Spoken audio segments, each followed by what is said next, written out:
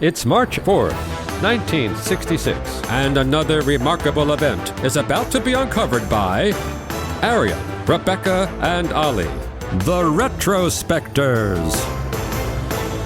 When the famous interview in which John Lennon said the Beatles were now more popular than Jesus was published Today in History in 1966, it actually landed without much reaction. But a few months later, US shock jocks got to it, and then it was all records being smashed and the Pope weighing in and death threats being issued by the Ku Klux Klan. Yes. These remarks that John Lennon made were to Maureen Cleave, a friend of his and a journalist writing for the Evening Standard in London. She'd known the Beatles since 1963.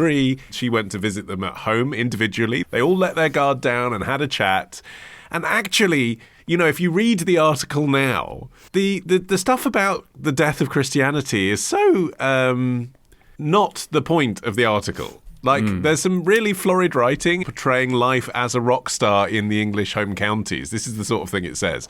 They, the Beatles, watch films, they play rowdy games of buccaneer, they watch television till it goes off, often playing records at the same time. They while away the small hours of the morning making mad tapes. Bedtimes and mealtimes have no meaning as such. And that was how this article was being sold. It's like the life of a Beatle. What's it like being John Lennon? Yeah, the article's a real rollercoaster ride. I mean, Lennon comes off as very eccentric, very excitable. He shows Cleave around his home, pointing out items like a fruit machine, a gorilla costume, a room full of model cars, and a suit of armour called Sydney. And their conversation is full of random non sequiturs. Couple of samples. Don't the Indians appear cool to you? I've read millions of books, and I've decided I am a Celt. I am on Boadicea's side, all those bloody blue-eyed blondes chopping people up. So you can totally see how the Jesus comments passed totally under the radar. Yeah, and Lennon was in a period of deep dissatisfaction at the time. Despite his huge wealth and obvious fame, you know, he was really just talking about his dissatisfaction between the domesticity that he had on one hand and the huge social status he had on the other. He said at one point, "I'm just stopping here like a bus stop. I'll get my real house when I know what I want." He was only 25 years old at the time, and he was really thinking about what comes next and, you know, had been doing a lot of, let's face it, psychedelics. And what he came up with was a certain amount of, like, his own take on the world of religion. And he used the word Christianity. He was probably actually talking about the Church of England and its decline, but Christianity was the word that he used, and it's that was really seized upon. That's the thing. I mean, he's talking to a friend for a domestic audience and says,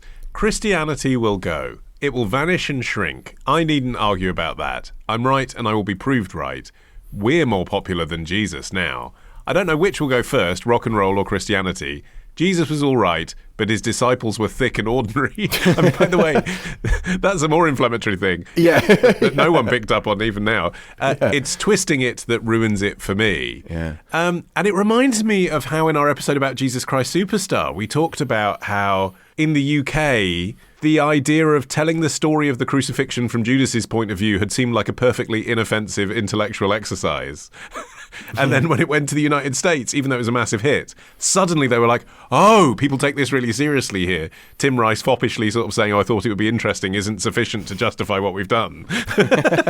And in the same way, when the Bible Belt got hold of these comments, it just had a completely different level of impact. Yeah, I mean, you'll hear it said that the remark didn't appear in the US, but it was reprinted in several articles in American publications soon after he initially said it, but nobody seemed to notice or care for a while. And that all changed in July. The Beatles were about to descend on the US for a nationwide concert tour. It would actually prove to be their last one, sending the American music press obviously scrabbling around for any fresh Beatles content with which to wow the public.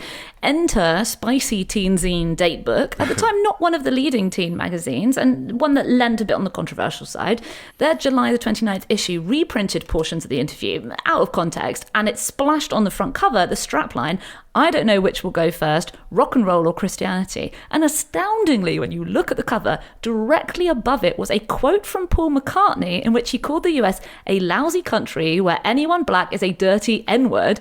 Yet this passed completely unremarked on, possibly because the ultra-conservatives leading the backlash knew that and liked it that way. But it's so weird to think that this is the controversy we focus on when Paul McCartney had said something which was much more inflammatory. Paul was head-on tackling civil rights, and John was just musing about the Church of England.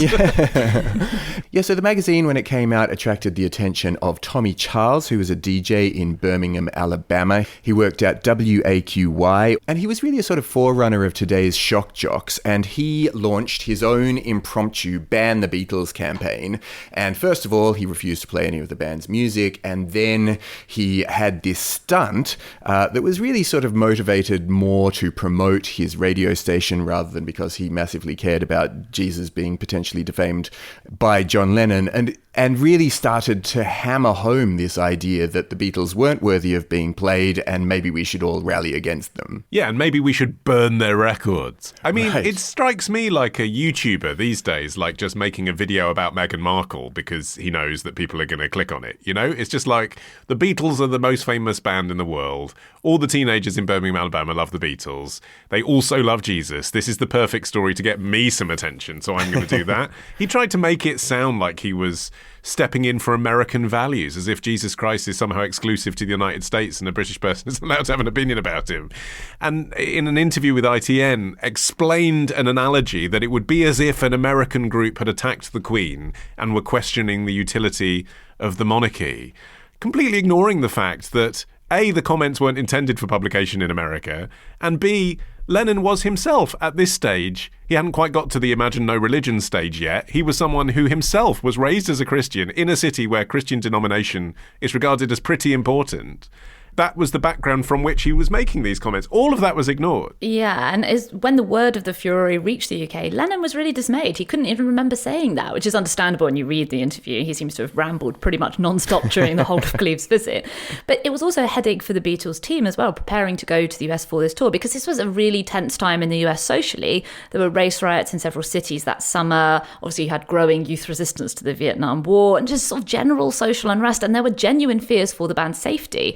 On the previous leg of their tour in West Germany, Japan, and the Philippines, they had received death threats in all of those countries over various issues. So as part of the damage control that Brian Epstein immediately set about orchestrating, he arranged a press conference upon the group's arrival in Chicago on the 11th of August for Lennon to explain himself and apologise, where he kind of said, the same things that we've said. He was talking about England specifically. He wasn't criticising religion. He was just making an observation. And he said specifically, I'm not saying that we're better or greater or comparing us with Jesus Christ as a person or God as a thing or whatever that is. He was obviously nervous that he was going to kick off another controversy. I mean, it wasn't exactly a gracious apology. The actual apology part is, I'm sorry I said it, really. I never meant it to be a lousy anti-religious thing. I apologise if that will make you happy. I still don't know quite what I've done. I've tried to tell you what I did do, but if you want me to apologise, if that will make you happy, then okay, I'm sorry. Yeah, but he also had Ringo sitting behind him who's like rolling his eyes. You can imagine like in the dressing room, Ringo, because their lead single at the time was Yellow Submarine, that lustful work of the devil. You can imagine, can't you? Like Ringo and George just being like, oh come on. I mean, at least it did help to make things start to die down for a bit, and they really were able to continue their tour for a while until they got to Memphis, which was one of the gigs they were particularly concerned about because of the part of the country it was in. And the gig itself got out of hand when eventually some mischievous kid threw a cherry bomb. And all of the Beatles stopped and thought that one of them had been shot. Fortunately, they hadn't, but basically it hung over them for the rest of the tour and really made them think this could have been the moment at which one of us got killed. And that's why just 10 days later at San Francisco's Candlestick Park, they famously played their very last gig prior to their TV appearances and the time they went up on the roof in London. Yeah, I mean, it could have got really dangerous. I mean, there were police there who were tasked with protecting them, which was unusual for concerts back then. Like now you're used to the idea of a row of bouncers standing in front of the stage, but this was being done really for the first time at the Memphis Coliseum. The Beatles were playing on a 7-foot stage that had been constructed especially to keep them away from the crowd. And they're used to hiding from teenage girls, not from the KKK.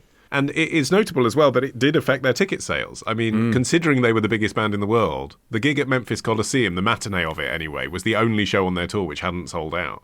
Yeah, and the city council in Memphis had even tried to cancel the two shows over safety fears. So possibly some people who would have liked to have gone did stay away because they were worried that it would kick off, that something would happen.